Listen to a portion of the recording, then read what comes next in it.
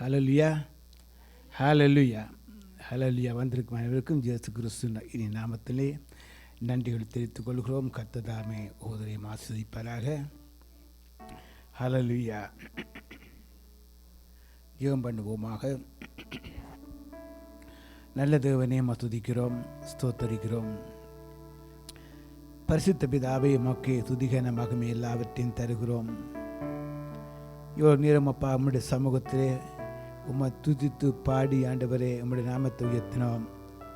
இந்த வேளையிலும் அப்பா நீர் கொடுத்த உம்முடைய வார்த்தைகளுக்காக நன்றி சொல்லுகிறோம். இந்த வார்த்தைகளை நீர் பேசுகிற ஆண்டவராக இருக்கிறேன்.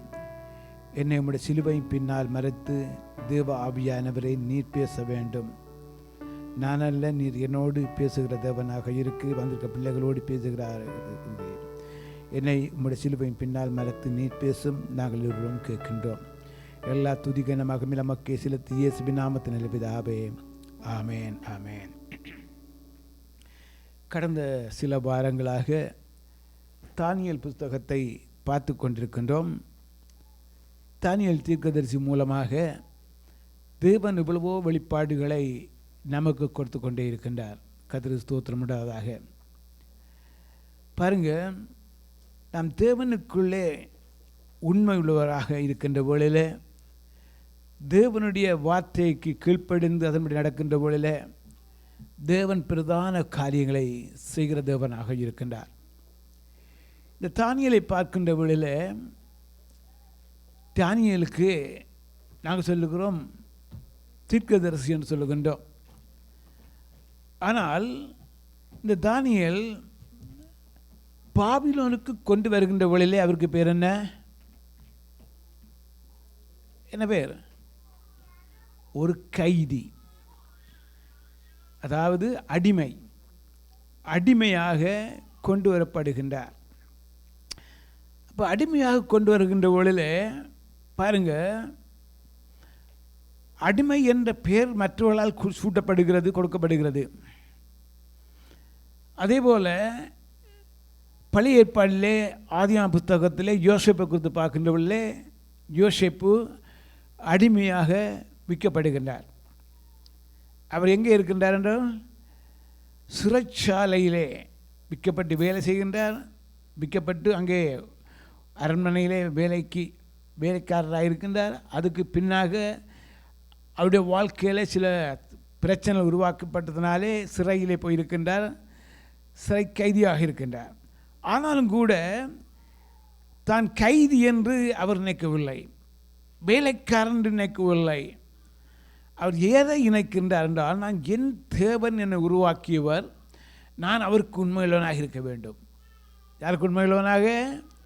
தேவனுக்கு. மற்றவர்களை குறித்து நான் பார்க்க வேண்டிய அவசியம் கிடையாது. மற்றவர்கள் என்னை குறித்து குற்றம் சாட்டினாலும் பயப்படுத்தவில்லை. யோசேப்பை குறித்து குற்றம் சாட்டுகின்றார்கள், அவன் பயப்படவில்லை. என்றால் அவன் குற்றம் அற்றவன். அவன் உள்ளத்திலே பரிசுத்தம் இருக்கிறதே, அந்த பரிசுத்தம் என்னை நடத்தும் என்ற ஒரு விசுவாசத்தோடு இருந்தால் அதனாலே எகிப்துக்கே ஒரு அதிகாரியாக வருகின்றார்.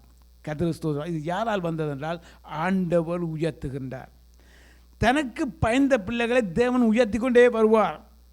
அதே போல் இந்த தானியேலை சற்று நாம் கவனிப்புமாக இருந்தால், சிறைப்பட்டு போகின்றார்கள், அடிமையாக போகின்றார்கள். அடிமை மட்டுமல்ல, நிர்வாணியாகவே போகின்றார். எப்படி நிர்வாணியாக போகின்றார்? நேபுகாத்நேச்சார் எல்லா ஜனங்களை, அதாவது தன்னுடைய பிள்ளைகளை அடிமைப்படுத்தி கொண்டு போகின்ற வேளையிலே எல்லாரும் நிர்வாணமாக கொண்டு போகின்றார்கள் என்று சொல்லி பார்க்கின்றோம். அப்படியானால் தானியேல் விதிவிலக்கவல்ல, அவரும் நிர்வாணியாகத்தான் போகின்றார். ஆனால் போகின்ற வேளையில் அங்கே இருக்கிறவர்களுடைய கண்களில் தாய் கிடைக்கிறது. அதனாலே அங்கே அவன் படிக்கின்றான். தேவனுக்கு உண்மையான காரியங்களை செய்கின்ற வேளையில் ஜெபத்திலே மட்டும் குறைவில்லை. அவன் சிறைப்பட்டு போயிருந்த வேளையிலும் கூட அவன் தேவனுடைய சமூகத்தில் ஜெபிக்கிற ஜெபத்தை அவன் தள்ளவில்லை. அதனாலே தேவன் அவரோடு கூட இருந்து அவருடைய சிந்தனைகள் எல்லாவற்றையும் மாற்றி ஒரு தீர்க்கதரிசியாக மாற்றிவிட்டார். ஒரு பெரிய தீர்க்கதரிசியாக மாறுகின்றார்.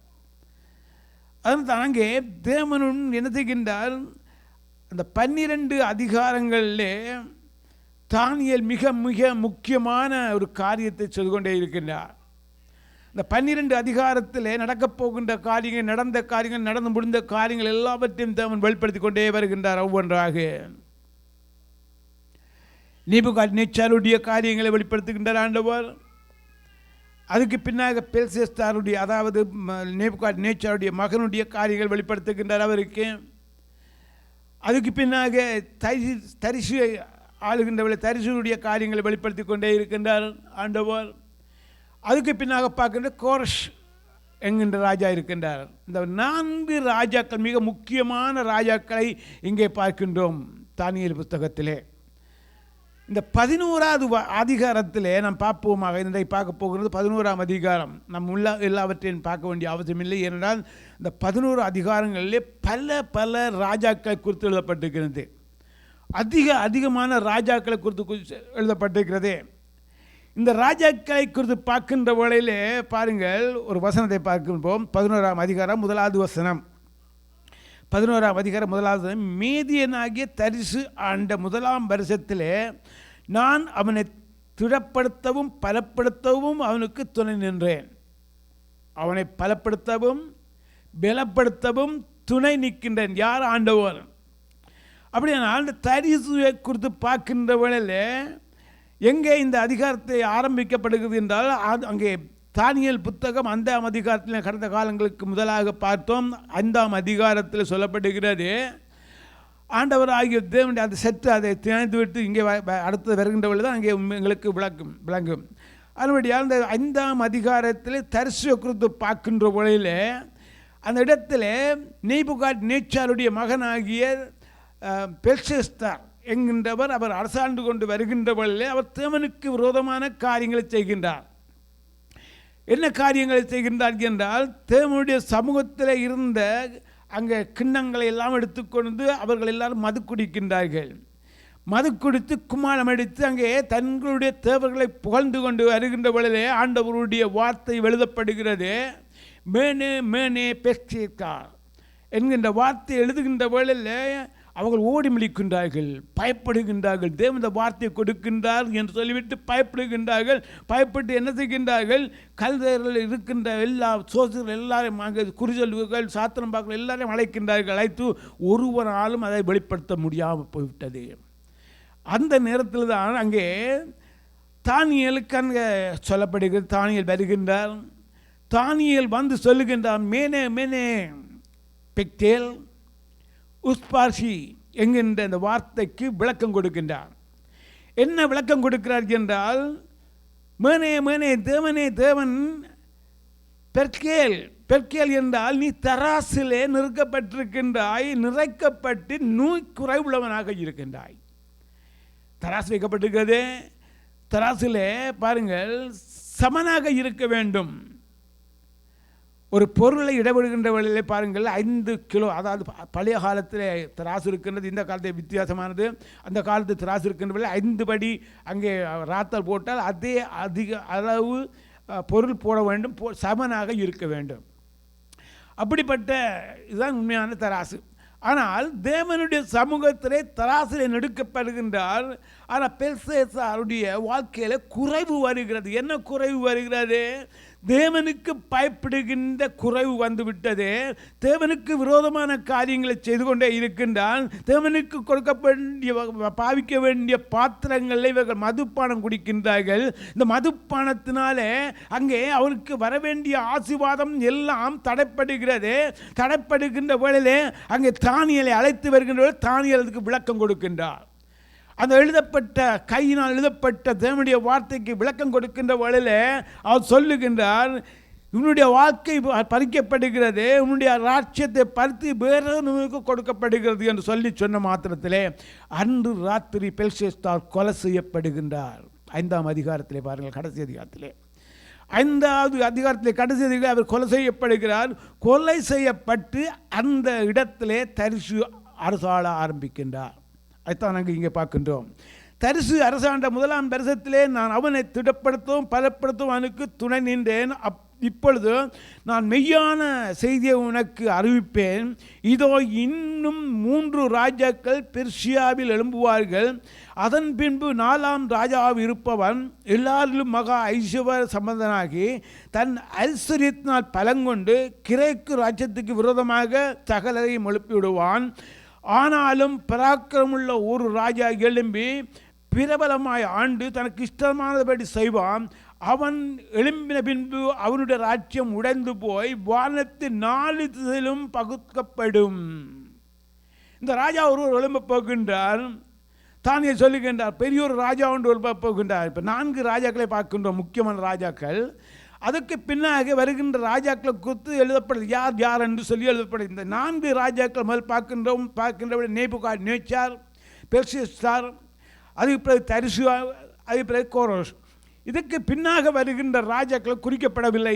சிலரை குறிக்கப்பட்டிருக்கிறது, அநேக ராஜாக்கள் குறிக்கப்படவில்லை. ஏனென்றால் பார்க்கின்ற உலகத்திலே நடக்கப் போகின்ற சில காரியங்களை தானியேலுக்கு மறைமுகமாக எழுதப்படுகிறது. எப்படி எழுதுகின்றார் என்றால் பாருங்கள், வடக்கு கிழக்கு தெற்கு மேற்கு என்று குறிக்கப்படுகிறது வேதத்திலே. அந்த வடக்கு ராஜா எழும்புவான், தெற்கு ராஜாவோடு சம்பந்தம் கலப்பான். வடக்கு ராஜா என்பது குறிக்கப்படுகிறது எது என்றால் ரஷ்யா தேசத்தை குறிக்கப்படுகிறது. தெற்கு தேசம் எதை குறிக்கிறது என்று சொல்லி பார்க்கின்ற வேளையிலே ஏசியன் கண்ட்ரிகள், யூரோப்பியன் கண்ட்ரிகள், யூரோப் கண்ட்ரியை குறிக்கப்படுகிறது. இப்படியாக இந்த தேசத்திலே பல ராஜாக்கள் எழும்புவார்கள். அந்த காலத்தில் பார்க்கின்ற ஆண்டவராக இயேசு கிறிஸ்து காலத்துக்கு முன்பாக அதிகமான ராஜாக்கள் இருப்பார்கள். இந்த நேரமும் இந்த நாட்களும் சண்டை. சில ராஜாக்கள் 3 நாட்கள் அரசாண்டிருக்கின்றார்கள், சில ராஜாக்கள் 5 நாட்கள் அரசாண்டிருக்கின்றார்கள். 5 நாட்கள் அரசாண்ட உடனே இன்னொரு ராஜா வந்து அவனை கொலை செய்து விட்டு அந்த இடத்துல இருப்பான். இப்படியாக பல ராஜாக்கள் உருவாகின்றார்கள். சில ராஜாக்கள் 40 வருடங்கள் இருந்திருக்கின்றார்கள், சில ராஜாக்கள் 50 வருடம் இருந்திருக்கார்கள், 70 வருடங்களுக்கு மேலே யாருமே இருக்கவில்லை. இப்படியாக வேதத்திலே பார்க்கின்றோம். தானியேல் சொல்லுகின்ற வழியில் பாருங்கள், வடதிசை ராஜாவையும் தென் திசை ராஜாவையும் குறித்து சொல்லப்படுகிறது. இந்த வடதிசை ராஜாவை குறித்து பார்க்கின்ற வழியில் அங்கே ராஜ்யம், அதாவது ரஷ்யாவை குறித்து சொல்லுகின்ற வழியில் அங்கே தானியேல் சொல்லுகின்ற இந்த ராஜ்யம் 4ஆக உடைந்து போகும். எத்தனை துண்டாக உடையும்? 4 ராஜாக்கள் ஆளுவார்கள் என்று ரஷ்யாவை குறித்து எவ்வளவோ காலங்களுக்கு முன்பாக, அதாவது சுமாராக 2600 சொச்ச ஆண்டுகளுக்கு முன்பாக தேவனுடைய தாசனாகிய அதாவது தானியேல் உரைத்த உரைப்பு கடந்த சில ஆண்டுகளுக்கு முன்பாக, பல ஆண்டுகளுக்கு முன்பாக ரஷ்யா 4ஆக துண்டாடப்பட்டது. இப்படியாக பாருங்கள், தேவனுடைய பிள்ளைகள் சொல்லுகின்ற வார்த்தைகள் நிச்சயமாக நிறைவேறிக்கொண்டிருக்கிறது. இனிமேல் நடக்கப் போகின்ற காரியங்களை குறித்து பல ராஜ்யங்கள் எழும்பப் போகிறது. ஆனால் அந்த பல ராஜ்யங்கள் எழும்பினாலும் அங்கே பலன் கொள்ளாத ஒரு ராஜ்யம் உலகத்தில் பார்க்கின்ற பொழுதே பாருங்கள், வட அமெரிக்கா தென் அமெரிக்கா இருக்கிறது. வட அமெரிக்கான்னு பார்க்கின்ற பொழுதே கனடா தேசத்தை குறிக்கிறது. அமெரிக்கா அமெரிக்கா தேசத்தை குறிக்கிறது. இந்த உலகத்தில் பயங்கரமான பெரிய நாடு என்றால் கனடா தேசம், அமெரிக்க தேசம். அதுக்கு முன்பாக பார்க்கின்ற ரஷ்யா தேசம். ரஷ்யா பெரிய பெரிய கண்டம், ஆனால் 4ஆக உடைக்கப்பட்டது தரிசனங்கள். ஏனென்றால் உடைக்கப்பட்டதுக்கு காரணம் என்னவென்றால் அந்த தேசத்திலே தேவ பயம் அற்றுப்போனது. ரஷ்யா தேசத்திலே நான் ஒரு காலத்தில் போயிருந்தேன், 82ஆம் ஆண்டு அந்த தேசத்தில் இருக்கின்றேன். அந்த தேசத்திலே பார்க்கின்ற பயங்கரமான பாவங்கள் நிறைந்திருக்கிறது. எந்த நேரமும் பகல் கூட பார்க்க முடியும், அவ்வளவு பாவத்தை செய்து கொண்டிருக்கின்றார்கள். தேவனுக்கு விரோதமான காரியங்கள் அங்கே நடந்து கொண்டே இருக்கிறது. அதனாலே தேவனுடைய சாபம் அந்த தேசத்தில் வருகிறது, உடைக்கப்படுகிறது. ராஜாக்கள் இன்றைக்கும் எழும்புகின்றார்கள், ஒவ்வொரு ராஜாக்களுக்கு விரோதமாக எழும்பிக்கொண்டே இருக்கிறது. ஏனென்றால் அங்கே தீர்க்க தரிசனம் உரைக்கப்பட்டது போல இன்றைக்கு நடந்து கொண்டே இருக்கிறது. எனக்கு அன்பான தேவனுடைய பிள்ளைகளே, தேவனுடைய காரியங்களை பார்க்கின்ற அவன் எழும்பின பின்பு அவனுடைய ராஜ்யம் உடைந்து போய் வானத்தில் 4 திசையிலும் பகுக்கப்படும். ஆனாலும் அது அவனுடைய சந்ததியாருக்கு அல்ல, அவன் செய்த ஆளுகையின்படியும் அல்ல. அவனுடைய ராஜ்யம் பிடுங்கப்பட்டு அவனுடைய வல்லவர்களாலாத வேறவர்களுக்கு விடமாய் தாண்டி போகப்படும். தென் திசை ராஜா பலவனாயிருப்பான், ஆனாலும் அவனுடைய பிரபுக்கள் ஒருவன் அவனை பார்க்கிலும் பலவனாகி ஆளுவான். இவனுடைய ஆளுகை பலத்த ஆளுகை இருக்கும். அவர்களில் சில வருடங்களுக்கு பின்பு ஒருவரோடொருவர் சம்பந்தம் பண்ணும்படிக்கு தென்திசை ராஜாவின் குமாரத்தி வடதிசை ராஜாவினிடத்தில் வருவான். ஆனாலும் அவனுக்கு புஜபலம் இல்லாமல் போம். அவனும் அவனுடைய புஜபலம் நிலை நிற்பதில்லை.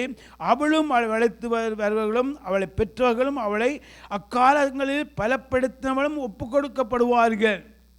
பாருங்க, இப்போ தேவனுடைய வார்த்தையின்படி சில காரியங்கள் நடந்து முடியாத காரியங்களும் இருக்கின்றது, நடந்து முடிந்த காரியங்களும் இருக்கின்றது. 11ஆம் அதிகாரத்திலே அங்கே சொல்லப்படுகிற தென் திசை ராஜாவுக்கும் வடதிசை ராஜாவுக்கும் ஒரு ஒப்பந்தம் வருகிறது. அந்த ஒப்பந்தம் வருகின்ற வேளையில் பாருங்கள், ஒரு நாள் வரப்போகின்றது. நிச்சயமாக ஒப்பந்தத்துக்கு பின்னாக வருகின்ற பெரிய உபத்திரவங்கள் இருக்கின்றது. வேதத்தின்படி பார்க்கின்ற வேளையில் பயங்கரமான பிரச்சனைகள் இந்த உலகத்திலே பார்க்கின்ற வழியில் பாருங்கள், பல கண்டங்கள் எல்லாம் இருக்கின்றது. ஏசியா கண்டம் இருக்கிறது, ரஷ்யா கண்டம் இருக்கிறது, இப்படியாக அமெரிக்கா தேசம் இருக்கிறது, தென் அமெரிக்கா, வட அமெரிக்கா இருக்கிறது. இப்படி பலவிதமான நார்த் அமெரிக்கா அதாவது ஆப்பிரிக்கா கண்டங்கள் இருக்குது. இப்படி பலவிதமான கண்டங்கள் இருக்கின்றது. இந்த கண்டங்களில் இன்றைக்கு அதிகாரம், அதாவது ராஜாக்கள் போல இன்றைக்கு அரசாங்கம் நடந்து கொண்டே இருக்கின்றார்கள். ஆனால் ஒவ்வொருவருக்கும் ஒவ்வொரு விரோதமாக பாருங்கள். ஒரு தேசத்தில் நம்முடைய, அதாவது இந்த தேசத்தில் பார்க்கின்றவர்கள் பக்கத்தில் ஒரு வீட்டுக்காரர் நன்றாக எழும்பி பெறுகின்றவர்கள் அவன் ஆசீர்வாதமாக இருந்தால் அவன் மேலே என்ன செய்வார்கள்? பொறாண்மை கொள்வார்கள். பொறாண்மை வருகிறது. ஏனென்றால் என் பக்கத்து வீட்டுக்காரன் என்னை போல அவன் என்னை விட குறைவான உழைக்கிறான், அவன் நன்றாக இருக்கின்றான், நான் நன்றாக இல்லை, நான் நல்லா உழைக்கிறேன், பணம் பெறுவதில்லை, என்ன காரணம்? இப்படி அவனை பார்த்து பொறாமை கொள்ளுகின்றார். அதே போல நாட்டுக்கு விரோதமாக நாடுகள் ஒவ்வொரு நாட்டை பார்க்கின்றது. இந்த நாடு ஆசீர்வாதமாக இருக்கிறது, இந்த நாடு பலத்து போய் இருக்கிறது, இந்த நாடு யுத்தத்தில் வல்லமையுள்ளதாக இருக்கிறது. அமெரிக்கா தேசத்தை பார்த்து பல நாடுகள் பொறாமைப்படுகின்றார்கள். ஏன்னா இந்த அமெரிக்கா தேசம் இப்படி ஆசீர்வாதமாக இருக்கிறது. 2வது உலக யுத்தத்துக்கு பின்னாக இன்றைக்கு நிலை நிற்கிறதுக்கு முக்கியமான இடத்தில் அங்கம் வகிக்கின்ற அமெரிக்கா தேசம். இந்த தேசத்தை பார்க்கின்றார்கள், பொறாமை கொள்ளுகின்றார்கள். அதே போல் ஒவ்வொரு தேசத்தை பார்க்க, அந்த தேசத்தில் இஸ்ரவேல் ஜனங்களை பார்க்கின்றார்கள். இஸ்ரவேல் தேசத்தை பார்க்கின்றவர்களே அங்கே எல்லாரும் ஞானவான்களாக இருக்கின்றார்கள், ஞானத்தில் எழும்பி இருக்கின்றார்கள், ஞானவங்க அங்கே இருக்கின்றார்கள். இப்படி ஒவ்வொரு தேசத்தை பார்க்கின்றார்கள், பார்த்து பொறாமை கொள்ளுகின்றார்கள். இதன் மத்தியிலே தான் இன்றைக்கு உருவாக போகிற பயங்கரமான யுத்தம். அது என்ன யுத்தம் என்பது கடைசி நேரங்களை பார்க்கின்ற வழியில் பாருங்கள், பார்ப்போம். இப்போ பார்க்கின்ற வழியில் பாருங்கள், இந்த ராஜாக்கள் என்ன செய்கின்றார்கள்? ஒன்றாக சேருவார்கள், சேர்ந்து அவர்களுக்குள்ளே கலகம் உருவாக்கப்படுகிறது, அழிகின்றார்கள். கடைசி நாட்களில் ஆண்டவராகிய தேவனுடைய வருகை இருக்கிறது. அந்த நாட்களில் கடைசி காலங்களில் யுத்தங்கள் செய்திகள் கேள்விகள், ஆனாலும் உடனே முடிவு வராது. ஆனால் சொல்லிவிட்டு சொல்கிறால், நோவாவுடைய காலத்தில் நடந்தது போல ஜலப்பரம் ஒரு காலம் வராது. நோவாவுடைய காலத்தில் ஜலப்பரம் வந்தது போல இனிமேல் வராது. ஆனால் என்னத்தாலே அழிக்கப் போகின்றேன் என்று அவர் சொல்கின்றார், அக்கினியாலே. 2 அக்கினி மிக முக்கியமானது. 2 அக்கினி. ஒன்று நாட்டுக்கு நாடு விரோதமாக யுத்தம் எழும்பும், அதனாலே ஏற்படுகிற ஒரு அக்கினி. 2வது அக்கினி யாராலுமே சொல்ல முடியாத ஒரு தேவ அக்கினி. அது எப்படிப்பட்ட அக்கினி என்றால், கடந்த காலங்களில் நீங்கள் அறிந்திருப்பீர்கள், அமெரிக்கா தேசத்தில் பயங்கரமான ஒரு சூழ்நிலை ஏற்பட்டது. பல ஆயிரக்கணக்கான ஏக்கர் எரிந்து நாசமாகினது. அதை அடக்க முடியாமல் இருந்தது. எல்லாம் அங்கே சொற்ப நாட்களுக்களே எல்லாம் அழிந்து நாசமாகினது. அது எப்படி வந்தது? அமெரிக்கா தேசம் போய் அங்கே மற்ற நாடுகளை அழிக்கின்ற போல இந்த தேசத்தில் அழிவு வருகிறது. இவர்கள் தேவனுக்கு பயந்தவர்களான் இல்லை என்றல்ல, உலகத்தில் மத்தியிலே சில காரியங்களை சிலர் என்ன செய்கின்றார்கள்? தேவனுக்கு பயந்தவர்கள் போல் நடக்கின்றார்களே தவிர தேவனுக்கு பயப்படுறார்கள் அல்ல. உலகத்தில் நான் கிறிஸ்தவன் என்று சொல்லி பார்க்கின்றோமே தவிர நான் கிறிஸ்தவன் அல்ல. நான் கிறிஸ்துவுக்கு தூரமாக இருக்கின்றேன். கிறிஸ்தவன் என்றால் யார்? கிறிஸ்து சக அவன். கிறிஸ்துவை பார்க்கிறவன் என்னை பார்க்க வேண்டும். கிறிஸ்துடைய குணாதிசயம் எனக்கு இருக்க வேண்டும், உனக்கு இருக்க வேண்டும். அதுதான் தான் கிறிஸ்தவன். நான் பேருக்காக கிறிஸ்தவனாக இருக்க முடியாது. தேவனுடைய சமூகத்தில் தேவன் எப்படி இருந்தார்? 3.5 ஆண்டுகள் ஊழியம் செய்கின்ற பொழுது தேவனுடைய வார்த்தைகளை கொடுத்து கொண்டே வருகின்றார். மனப்பி பிரசங்கத்தில் சொல்லுகின்ற பொழுது எளிமை உள்ளவர்களாக இருங்கள், தாழ்மை உள்ளவர்களாக இருங்கள், பொறாமை கொள்ளாதீர்கள். மலையில் இருந்து பிரசங்கம் பண்ணுகின்றவர்கள் எல்லாரும் கேட்கின்றே இருக்கின்றார்கள். தேவனுடைய வார்த்தையை கேட்டுக்கொண்டே இருக்கின்றார்கள். அதே போல இந்த உலகத்தில் இருக்கிற எல்லாரும் கேட்டுக்கொண்டே இருக்கின்றார்கள், கிறிஸ்தவர்களாக இருக்கின்றார்கள். அநேகர் பேர் கிறிஸ்தவர்களாக இருக்கின்றார்களே தவிர உண்மையான கிறிஸ்தவர்கள் அல்ல. வேதத்தை படிக்கின்றார்கள், அமெரிக்க தேசத்தில் வேதத்தை படிக்கின்றார்கள், எல்லாம் செய்கின்றார்கள். ஆட்சியில் இருக்கின்றவர்கள் வேதத்தை படிக்கின்றார்கள், எல்லாவற்றையும் செய்கின்றார்கள். ஆனால் தேவனுக்கு விரோதமான காரியங்களை செய்கின்றார்கள். அப்படியானால் அவர்களுடைய உள்ளத்திலே போராட்டம், வஞ்சனை, ஒரு நாட்டை அழிக்க வேண்டும், இந்த நாட்டை அழிக்க வேண்டும் என்ற வஞ்சனை இருக்கிறதே தவிர, ஒருவன் கிறிஸ்துவுக்குள் இருந்தால் கிறிஸ்துவுடைய சுபாவம் இருக்க வேண்டும், மன்னிக்கிற சுபாவம் இருக்க வேண்டும், மன்னிப்புக்கு இருக்கிறவன் இருக்க வேண்டும், சமாதானம் பண்ண வேண்டும். அதைத்தான் ஆண்டவராகிய தேவன் அங்கே 5ஆம் அதிகாரத்தில், மத்திய 5ஆம் அதிகாரத்தில் சொல்லப்படுகிறது, சமாதானம் பண்ணுகிறவர்கள் பாக்கியவான்கள். அப்படியான உலகத்திலே நடக்கப் போகின்ற யுத்தங்கள் ஓய பண்ண வேண்டும் என்றால் ஒரு முக்கியமான நாடு சமாதானமாக இருக்க வேண்டும், சமாதானம் பண்ண வேண்டும். அந்த நாடு எது என்று பார்க்க, அமெரிக்க தேசத்தை குறித்து பார்க்கின்றவர்கள், அமெரிக்க தேசம் சமாதானம் பண்ண வேண்டியவர்களாக இருக்க வேண்டியவர்கள் போராட்டத்தில் இருக்கின்றார்கள்.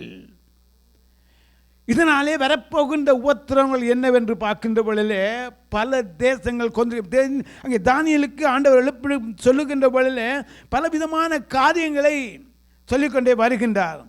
14வது வசனத்திலே பாருங்கள், 13வது வசனத்திலிருந்து, சில வருஷங்கள் சென்ற பின்பு வடதிசை ராஜா திரும்ப முந்தின சேனையிலும் பெரிதான சேனையை சேர்த்து மகா பெரிய சேனையோடும் வெகு சம்பந்தத்தோடு நிச்சயமாய் வருவான்.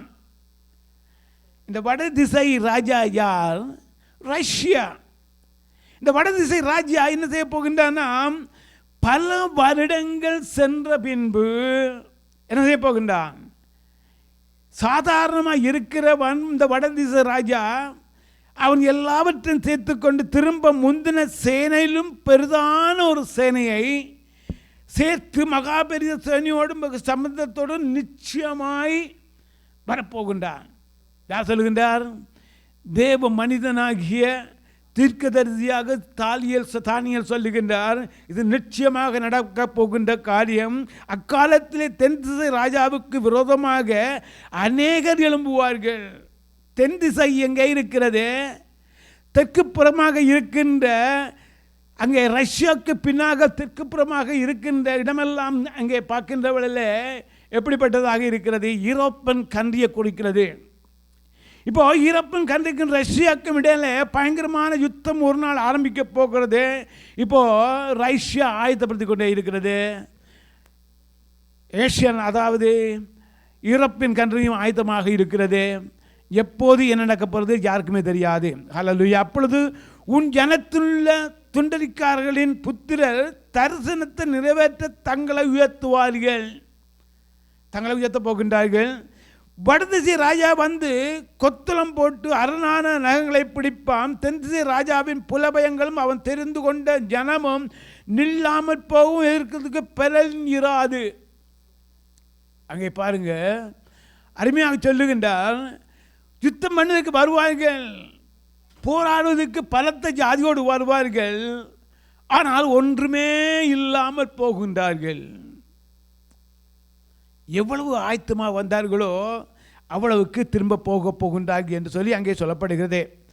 இப்படியான தேவனுடைய வார்த்தை இங்கே பார்க்கின்றவளை தொடர்ந்து இந்த காரியங்களை நான் பார்ப்போமாக இருந்தால், தேவனுடைய வார்த்தைகள் எப்படி சொல்லப்படுகிறது? ஒவ்வொரு ராஜ்யங்கள், சின்ன ராஜ்யங்கள், பெரிய ராஜ்யங்கள் எல்லாம் இருக்கின்றது. தானியேல் புத்தகத்தில் முதலாவது சில காரியங்களை முன்பு 1, 2, 3 வசனங்களை அதிகாரங்களை பார்க்கின்ற பொழுது 10 நாடுகளை குறித்தும் 10 கொம்புகளை குறித்தும் சொல்லப்படுகிறது. 10 கொம்புகள் 10 நாட்டை குறித்ததும் அந்த 10 நாடுகள் ஒன்றாக இருந்ததும் என்று சொல்லி அங்கே பார்க்கின்றோம். கடைசியாக இந்த 10 நாடுகளும் சேர்ந்து ஒன்றாக ரட்சித்து பெறப்போகிறது என்றும் அந்த ஒரு நாடுகளும் சேர்ந்து ஒரு நாணயத்தில் இருந்து அங்கே வாழுவார்கள் என்பது இன்றைக்கு நடந்து கொண்டே இருக்கிற காரியங்களை நாம் பார்க்கின்றோம். அது தானியேல் புத்தகத்தில் எழுதப்பட்ட காரியங்கள் எல்லாம் நடந்து கொண்டே இருக்கின்றது. இனிமேல் நடக்கப் போகின்ற காரியங்களையும் தானியேல் எழுதுகின்றார். தானியேல் எழுதுகிறது மட்டுமல்ல, 12ஆம் அதிகாரத்தை நான் போய் பார்ப்போமாக இருந்தால் அந்த 12ஆம் அதிகாரத்தில் நடக்கப் போகிற சம்பவங்கள் என்ன? அந்த 12ஆம் அதிகாரங்களில் பார்க்கின்ற பொழுது ராஜ்யங்கள் எல்லாம் ஒன்றுக்கொன்று விரோதமாக அடிபட்டு குத்துப்பட்டு அழிந்து அங்கே போகின்ற பொழுதுதான் மேசியா என்கின்றவர் ஒருவர் வரப்போகின்றார். மெசியா என்கின்ற ஒரு தேவன் பெறப்போகின்றாரை குறித்து அங்கே 12ஆம் அதிகாரத்தில் விளக்கமாக சொல்லப்படுகிறது. 12ஆம் அதிகாரத்தில் பார்க்கின்றது பாருங்கள். 1ஆம் வசனம், உன் ஜனத்தின் புத்திரருக்காக நிற்கிற பெரிய அதிபதியாகிய மிகாவேல் அக்காலத்தில் எழும்புவான். அந்த யுத்தங்கள் எல்லாம் நாட்டுக்கு நாடு யுத்தங்கள் பிரச்சனைகள் எல்லாம் அங்கே வந்து உருவாக்கப்பட்டு எல்லாம் முடிகின்றவர்களே மிகாவேல் என்கின்ற அங்கே ஒருவர் வரப்போகின்றார், எழும்புவான். யாதொரு ஜாதியாரும் தோன்றது முதல் அக்காலம் மட்டும் உண்டான பெரிய ஆபத்து வரும். அக்காலத்தில் புத்தகத்தில் எழுதியிருக்கிறவர்களாகிய காணப்படுகிற உன் ஜனங்கள் அனைவரும் விடுவிக்கப்படுவார்கள். அந்த காலம் வருகின்ற வேளையிலே உபத்திரங்கள் வருகிறது, யுத்தங்கள் வருகிறது, பிரச்சனைகள் எல்லாம் வருகிறது. இப்போது அந்த நேரத்தில் தேவனுடைய பிள்ளைகளாகிய எல்லாரும் என்ன அங்கே காலத்தில் உண்டாகிற காலம் வரும். அக்காலத்திலே புத்தகத்தில் எழுதியிருக்கலாகிய காணப்படுகிற உன் ஜனங்கள் அனைவரும் விடுவிக்கப்படுவார்கள். புத்தகத்தில் எழுதப்பட்டிருக்கின்றது. யார் யார் யார் எழுதப்பட்டிருக்கிறது?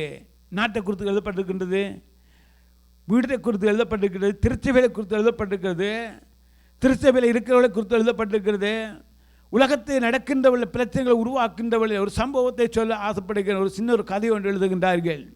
அருமையான கதை ஒன்று எழுதுகின்றார்கள். இந்த கிறிஸ்தவ கதை. அந்த கதையில் தேவனுடைய பிள்ளைகள் எல்லாம் இராணுவ தளபதி அங்கே ராட்சியம் செய்து கொண்டு வருகின்றார்கள்.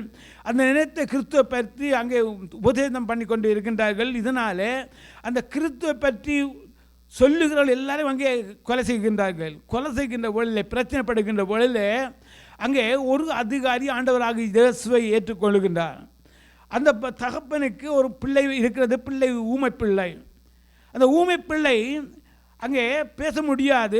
அந்த இடத்துல ஊழியக்காரன் போய் ஜெபம் பண்ணி கொண்டிருக்கின்றவளே திடீரென்று ரசிக்கப்பட முன்னம் அந்த அதிகாரி வருகின்ற வேளையில் இந்த அதிகாரி அதிகாரி பார்க்கின்றார் தன்னுடைய மகனுக்கு. அங்கே அந்த தேவ ஊழியக்காரன் சத்தியத்தை சொல்லி கொண்டிருக்கின்றார். கைதிகாலே ஜெபம் பண்ணி கொண்டு இருக்கின்ற வேளையில் இவருக்கு பயங்கரமான ஆத்திரம். அந்த ஊழியக்காரனை கொலை செய்ய போகின்ற வேளையிலே அந்த பிள்ளைக்கு பார்க்கின்றது துப்பாக்கியால் சுடப்போகின்ற பிள்ளை என்ன செய்கிறது? ஊமை பிள்ளை பிளந்து கத்துது. என் அப்பா என்று கத்தின உடனே அந்த அதிகாரி ஏக்கத்தோடு தொம்மன் கண்ணுடைய துப்பாக்கி கீழே விழுந்து விட்டு அந்த ஊழியக்காரனை வணங்க ஆரம்பிக்கின்றார். ஊழியக்காரனை வணங்க ஆரம்பித்த உடனே அந்த அதிகாரி அந்த இடத்திலே ஆண்டவர் ஏற்றுக்கொள்கின்றார். அதுக்கு பின்னாக அவர் மறைமுகமான ஒரு கிறிஸ்தவனாக வாழ்ந்து வருகின்றவர்களே அந்த இராணுவ அதிகாரிகள் கண்டு கொள்ளுகின்றார்கள் இவர் ஒரு கிறிஸ்தவ ரகசிய கிறிஸ்தவன் என்று சொல்லி. கடைசியாக அவரை கொண்டு நெருப்பில் சுட்டரித்து அவரை பிணமாக்கின்றார்கள். பிணமாக்கின்ற வழியில் பாருங்கள், அவர்கள் என்ன செய்கின்றார்கள்? அந்த பயங்கரமான பிரச்சனையிலும் கூட கடைசியாக அந்த அதிகாரிகள் வந்து இவரை ஒரு நாள் இவர்கள் ரகசியமாக ஆராதனை செய்து கொண்டிருக்கின்றவர்களை பிடித்து போடுகின்றார்கள். பிடித்த மாத்திரத்திலே அந்த அதிகாரி சொல்லுகின்றார்கள், பைபிளை வைத்துவிட்டு உங்களுக்கு உயிர் மேல் ஆசை இருந்தால் இந்த பைபிள் மேல் துப்பி விட்டு வெளியே போங்கள், இல்லாவிட்டால் உங்களை இந்த இடத்திலே கொலை செய்வோம் என்று சொன்ன உடனே ஒவ்வொருவராக துப்பி மறதளித்து போகின்றார்கள்.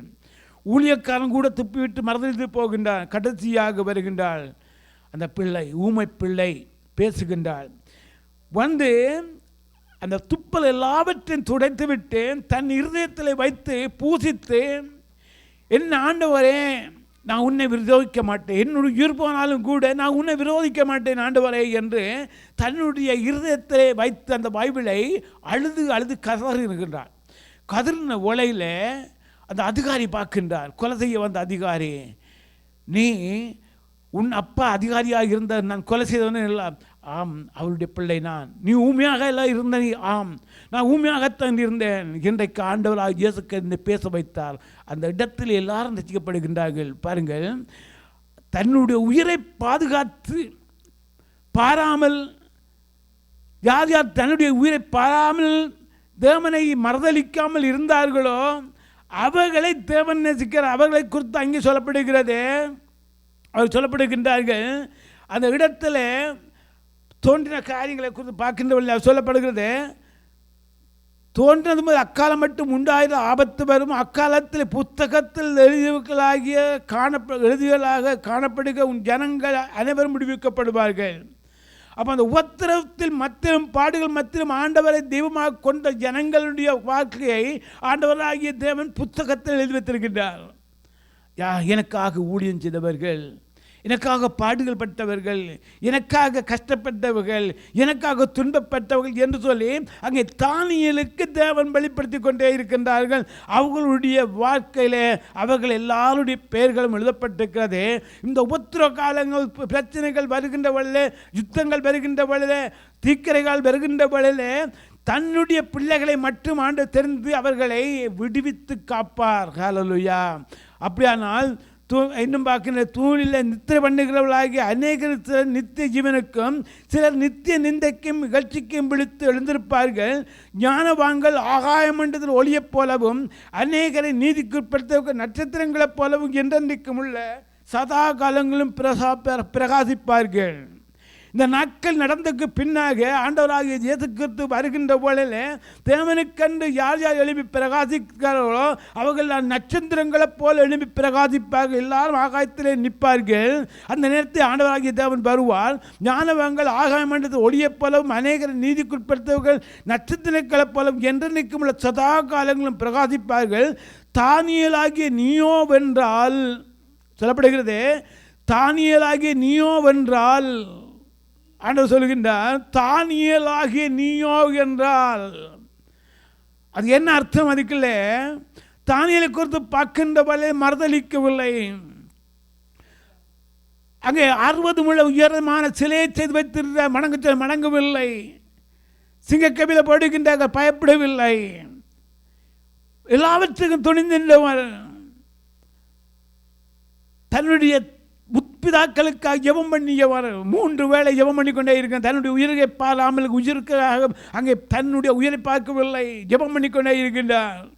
அப்படிப்பட்டவரை ஆண்டவர் சொல்கிறார், தானியேலாகிய நீயோவென்றால் முடிவு காலம் மட்டும் இந்த வார்த்தைகளை புதை பொருளாக வைத்து இந்த புத்தகத்தில் முத்திரை போடு. இந்த புத்தகத்தை எழுதி வைத்து விட்டு முத்திரை போடு. ஏன் முத்திரை போட சொன்னார்? முத்திரை போட்டால் யாருமே வாசிக்க முடியாது. முத்திரை போட்டால் யாருமே வாசிக்க முடியாது. அப்பொழுது அநேகர் இங்கும் அங்கும் ஓடி ஆராய்வார்கள். அந்த புத்தகத்தில் அங்கும் இங்கும் எல்லாரும் ஓடி ஓடி ஆராய்ந்து பார்ப்பார்கள். ஏன் ஆராய்ச்சி செய்கின்றார்கள்? தானியேல் சொல்கின்றார், ஆண்டவரே உம்முடைய வேதத்தை ஆராய்ச்சி செய்கின்றேன். அது எவ்வளவு ரகசியங்களாம் அடங்கி இருக்குது ஆண்டவரே. அதே போல ஆராய்ச்சி ஆராய்ச்சி ஆராய்ச்சி செய்ய செய்ய ஜனங்கள் பெருகுகின்றார்கள். அது மட்டுமல்ல, அதில் இருந்து எவ்வளவோ நிபுணர்கள் நம்புகின்றார்கள். ஆராய்ச்சி செய்தார்கள். ஆராய்ச்சி செய்த வேளையில் உலகத்திலே கண்டுபிடிக்க முடியாத அந்த மயக்க மருந்துகள் எல்லாவற்றையும் ஆராய்ச்சி, வேதத்தை ஆராய்ச்சி செய்கின்ற வேளையிலே மருந்து கண்டுபிடித்தார்கள். அதை இங்கே ஆண்டவராகிய தேவன் ஒரு டாக்டர் ஆராய்ச்சி செய்தாராம். அந்த ஆராய்ச்சி செய்கின்ற வேளையில் அங்கே அவர் வேதத்தை படித்து கொண்டு வருகின்ற வேளையில் ஒரு வசனத்தை காண்கின்றார். ஆதியாகம புத்தகம் 3ஆம் அதிகாரத்திலே பார்க்கின்ற வேளையில் ஆண்டவராகிய தேவன் ஆதாமுக்கு அயர்ந்த நித்திரையை கொடுத்து அவனுடைய விலா எலும்பை எடுத்து மண்ணினாலே நிரப்பி சதையினாலே நிரப்பி ஒரு மனுஷியாக்கினான். இந்த வார்த்தையை படித்தவர் இதில் ஒரு அடக்கமான ஒரு காரியத்தை ஆராய்ச்சி செய்கின்றார். அயர்ந்த நித்திரை எப்படி வந்தது? அப்போ தேவன் இந்த அயர்ந்த நித்திரை கொடுப்பதற்கு என்ன காரணம், மூல காரணம் என்று பார்க்கின்றார். ஒரு அயர்ந்த நித்திரை எனக்கு கேணியா சேச்சரி செய்யப்பட்டது ஒரு காலத்தில், இப்போ கொஞ்சம் காலத்துக்கு முன்பாக. கேணியா சேச்சரி செய்கின்ற வழியில் எனக்கு ஒரு ஊசி போட்டார்கள். அதுக்கு பின்னாக எனக்கு தெரியாது என்ன நடந்தது போனதுன்னு தெரியாது. 2 மணி பிறகு கண் விழித்து பார்க்கின்றேன். என் மனைவி கேட்டால் சேத்த செய்தா நான் இல்லையேன். எனக்கு தெரியாது, நோவே தெரியல, ஒன்றுமே தெரியலை, ஒரு பிரச்சனை ஒன்றும் தெரியவில்லை. கேட்டதுக்கு இல்லை. மனைவி போய் சந்தேகத்திலே டாக்டர் கேட்டால் சேச்சை செய்தா? ஆமாம். அப்போ அது இப்போ தான் மனசில் எனக்கு சேச்சை செய்தாச்சு. அப்போ நான் ஆமே, அதுக்கு தெரியாது. என்றால் இப்படியாக தேவன் ஒரு அயர்ந்த நித்திரையை ஆதாமுக்கு கொடுத்தார். அந்த டாக்டர் பார்க்கின்றார். ஆதாமுக்கு இப்போ நாங்கள் நல்ல நித்திரை தூங்கிக் கொண்டிருந்தால், நித்திரை தூங்குகிற என்னை தட்டினால் நான் எழும்பிடுவேன். என் மாமனார் சொன்னார், நித்திரை போல தூங்குறவனை எழுப்பலாம், நித்திரை போல ஆக்ட் பண்ணுறவனை எழுப்பவே முடியாது. அப்படியானால் இப்போ பாருங்க, ஆதாம் தூங்கினான், தேவனுடைய சத்தத்துக்கு எழும்ப வேண்டும். ஆனால் ஆண்டவர் ஆதாமுக்கு நல்ல அயர்ந்த நித்திரை கொடுத்து விட்டார். அப்போ இந்த டாக்டர் பார்க்கின்றார், அப்படியானால் இந்த உலகத்தில் எவ்வளவோ அங்கே ஆப்ரேஷன் நடக்குது, ஆப்ரேஷன் செய்கின்ற பொழுது எத்தனோ ஜனங்கள் மரித்து போகின்றார்கள், கத்தி வைத்து வெட்டுகின்றவர்கள் எத்தனோ ஜனங்கள் கதறுகின்றார்கள், அழுகின்றார்கள். இப்படிப்பட்ட ஒரு பிள்ளைகளை இந்த உலகத்தில் இருக்கிற இளம் சமுதாயத்தை நான் காக்க வேண்டும், இவர்களுக்கு ஆப்ரேஷன் பண்ணுகின்றவர்களே எந்த நோவும் இருக்கக்கூடாது என்று சொல்லி ஆராய்ச்சி செய்து கண்டுபிடிக்கப்பட்டதான் மயக்க மருந்து.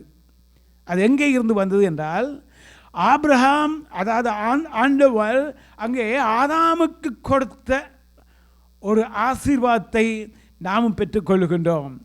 அப்படியானால் வேதத்திலே இருக்கின்ற காரியங்களை பார்க்கின்றது. தானியேலாகிய நீயோவென்றால் முடிவு காலம் மட்டும் இந்த வார்த்தையை புதைபொருளாக வைத்து இந்த புத்தகத்தை முத்திரை போடு, அப்பொழுது அநேகர் இங்கும் அங்கும் ஓடி ஆராய்வார்கள், அறிவு பெருகிப்போம் என்றார். தொடர்ந்து அப்பொழுது தானியேலாகிய நான் ஆற்றுக்கு இக்கரையில் ஒருவனும் ஆற்றுக்கு அக்கறையில் ஒருவனும் ஆகிய வேற 2 பேர் கண்டேன். சணல் வஸ்திரம் தரித்தவரும் ஆற்றின் தண்ணீர் மேல் நிற்கிறவருமாகிய புருஷனை ஒருவன் நோக்கி, இந்த ஆச்சரியமானவர்கள் முடிவு வர எவ்வளவு காலம் செல்லும் என்று கேட்டான். அப்பொழுது சணல் வஸ்திரம் தரித்தவரும் ஆற்றின் தண்ணீரின் மேல் நிற்கிறவருமாகிய புருஷன் தம்முடைய வலது கரத்தையும் தம்முடைய இடது கரத்தையும் வானத்துக்கு நேராக ஏறெடுத்து, ஒரு காலமும் அரைக்காலமும் செல்லும் என்று பரிசுத்த ஜனங்களின் வல்லமையை சிதறடித்ததல் முடிவு வரும்போதே இவர்களை எல்லாம் நிறைவேற தீர்மன்று என்றென்றைக்கும் ஜீவித்திருக்கிற பேரில் ஆணையிட்டு கேட்டேன். நான் அதை கேட்டும் அதன் பொருளை அறியவில்லை.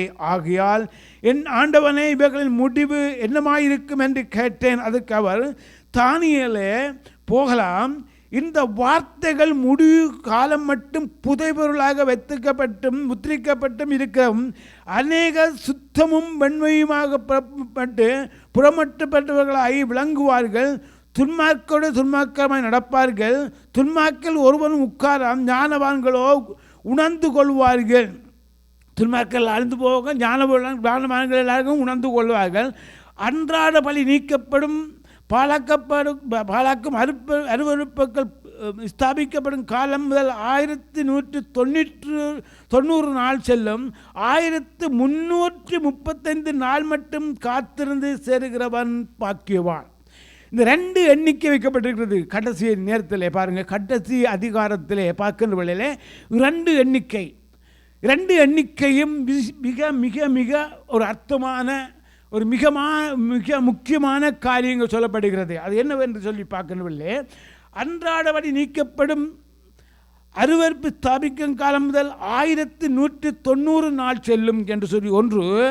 1334 லட்சம் அங்கே காத்திருந்து செல்வம் பாக்கியவான். 2 நண்பரை குறிக்கப்பட்டிருக்கிறது. இந்த ரெண்டு நண்பரையும் கூட்டுவோமாக இருந்தால் சீக்கிரமாக 2675 ஆண்டு கிட்ட இந்த முடிவு காலம் வரப்போகிறது.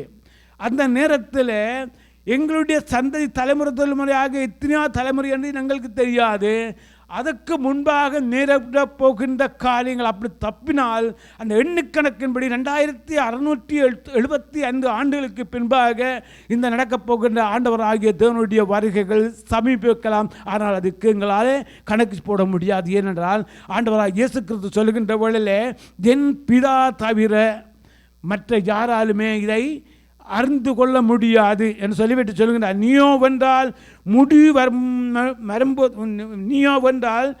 முடிவு வரமட்டும் போயிரு, நீ இழப்பாரிக் கொண்டிரு, நாட்கள் முடிவிலே உன் சுதந்திர வீதத்துக்கு எழுந்திருப்பாய் என்றார். இந்த அர்த்தம் என்னவென்றால் ஆண்டவராகிய தேவன் சொல்லுகின்றார், தானியோலோ என்றால் நீ இளைப்பாறு, அதாவது நீ மரிக்கப் போகின்றாய், நீ இளைப்பாறு. இளைப்பாரி இருக்கின்ற வேளையிலே ஒரு காலம் பெறப்போகுது, முடிவு காலம் பெறப்போகிறது. அந்த நேரத்தை ஆண்டவராக இயேசு கிறிஸ்து சொல்லுகின்றான், இதோ என்னுடைய, அதாவது உலகத்தில் பரிசுத்தவான்கள் எல்லாரும் அங்கே மரித்திருப்பார்கள், கடைசி நேரத்தில் எல்லாரும் எழுந்திருப்பார்கள். ஆண்டவராக இயேசு கிறிஸ்து வருகின்ற வேளையிலே பரிசுத்தமானவர்கள் அங்கே கர்த்தருக்குள் மரித்தவர்கள் எல்லாரும் எழுந்திருப்பார்கள் என்று சொல்லப்படுகிறது. அந்த வார்த்தையின்படி தானியோல் ஆகிய நீயோ என்றால் போய் இளைப்பாறு. ஆண்டவராக இயேசு கிறிஸ்து வருகின்ற வேளையில் தேவனுடைய சமூகத்திலே இளைப்பாறிக் கொண்டிருக்கிறவர்களும் மட்டுமல்ல, நீயும் கடைசியாக எழுந்திருப்பாய் என்று சொல்லி ஆண்டவராகிய தேவன் முறிக்கின்றார். எழுந்திருப்போம், ஜெபம் பண்ணுவோம், தொடர்ந்தும் தேவனுடைய வார்த்தைகளை கவனிப்போம். எழுந்திருந்த ஒரு பாடலை பாடி ஆண்டவருடைய நாமத்தை உயர்த்துவோமாக. ஹல்லேலூயா, ஓ ஹல்லேலூயா. நல்ல நண்பன் இயேசு என்னை என்றும் காப்பார், கைவிடாமலே காத்து நடத்துவார், கண்மணி போல் காப்பார், கண்ணீரெல்லாம் துடைப்பார், கடந்ததெல்லாம் மறுக்க செய்வார்.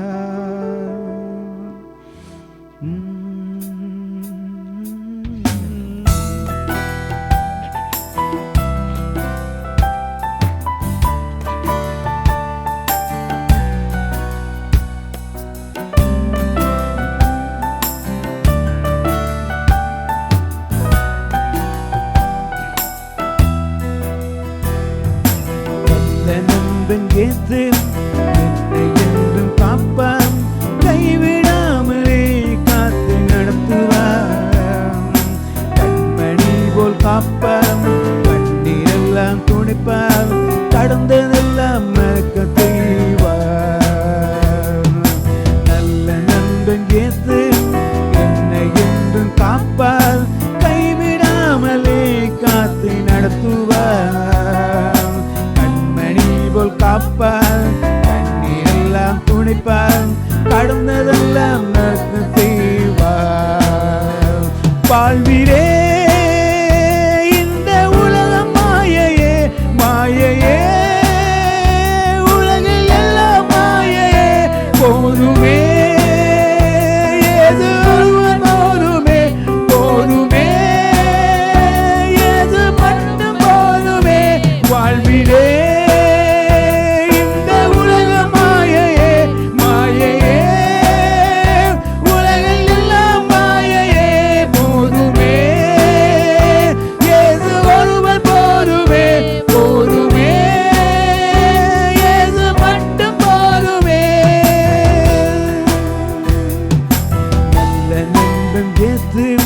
என்னை என்றும் காப்பார், கைவிடாமலே காத்து நடத்துவார், கண்மணி போல் காப்பார், கண்ணீரெல்லாம் துடைப்பார், கடந்ததெல்லாம் மறக்க செய்வார்.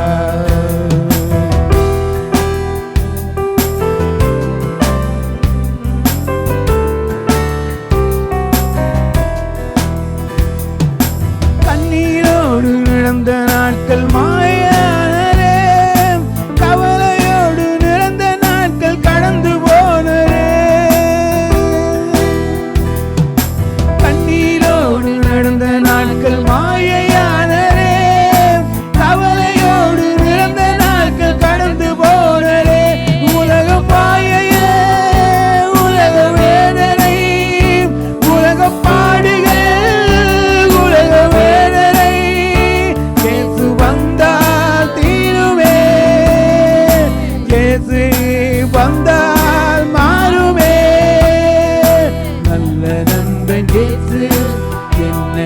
என்றும் காப்பார், கைவிடாமலே காத்து நடத்துவார். கண்மணி போல் காப்பார், கண்ணீரெல்லாம் துடைப்பார், கடந்ததெல்லாம் மறக்க செய்வார்.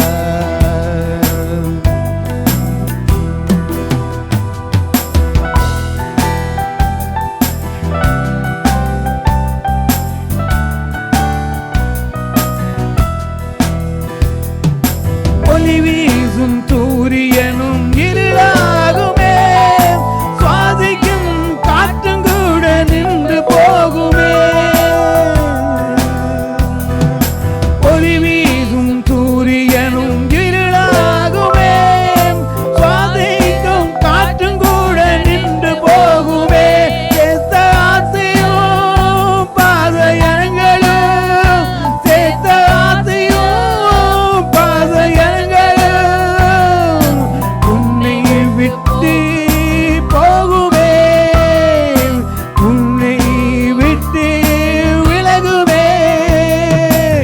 நண்பன் இயேசு உன்னை என்றும் காப்பார், கைவிடாமலே காத்து நடத்துவார். கண்மணி போல் காப்பார், கண்ணீரெல்லாம் துணிப்பார், கடந்ததெல்லாம் மறக்க செய்வார். நல்ல நண்பன் இயேசு என்னை என்றும் காப்பார், கைவிடாமலே காத்து நடத்துவார். கண்மணி போல் காப்பார், கண்ணீரெல்லாம் துடைப்பார், கடந்ததெல்லாம் மறக்க செய்வார். வாழ்விலே இந்த உலகம் மாயையே, மாயையே, உலகம் எல்லாம் மாயையே. போதுமே இயேசு ஒருவர், போதுமே போதுமே இயேசு மட்டும் போதுமே. வாழ்விலே இந்த உலகம் மாயையே, மாயையே, உலகம் எல்லாம் மாயையே.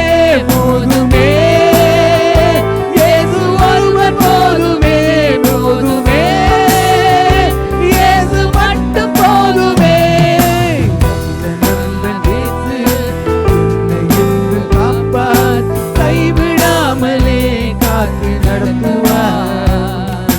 கண்மணி போல் காப்பார், கண்ணீரெல்லாம் துடைப்பார், கடந்ததெல்லாம் மறக்க செய்வார்.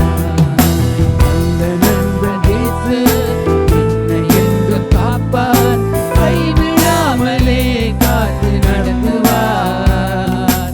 கண்மணி போல் காப்பார், கண்ணீரெல்லாம் துடைப்பார், கடந்ததெல்லாம் மறக்க செய்வார். நல்ல தேவனே துதிக்கிறோம் அப்பா, உம்முடைய வார்த்தைகளுக்காக நன்றி சொல்லுகிறோம் ஆண்டவரே. மறந்திருக்கிற ரகசியங்களை நீ கற்றுக் கொடுத்து கொண்டிருக்கிற தேவனாக இருக்கிறேன். நடக்கப் போகின்ற ஒவ்வொரு காரியத்திலும் ஆண்டவரே உம்முடைய பிள்ளைகளுக்கு நீ வெளிப்படுத்துகிற தேவனாக இருக்கிற ஆண்டவரே. வார்த்தை மூலமாக பேசுகிற ஆண்டவர், வார்த்தை வடிவாக வந்த தேவன், எங்களோடு இருக்க தேவன் நீர் பெரியரப்பா. தானியேலுக்கு ஆண்டவரை உம்மை வெளிப்படுத்தினீரே, உம்முடைய வருகையை ஆண்டவரை வெளிப்படுத்திய தேவன் நீ சர்வ வல்லமுள்ள தேவன். எங்களோடு இருக்க தேவன் நீ சர்வ வல்லமுள்ளவர் அப்பா. உமக்கே துதிகன மகிமை எல்லாவற்றையும் தருகிறோம்.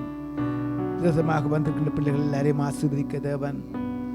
உம்முடைய சிறு பிள்ளைகள் எல்லாரையும் ஆசீர்வதிக்க தேவன்.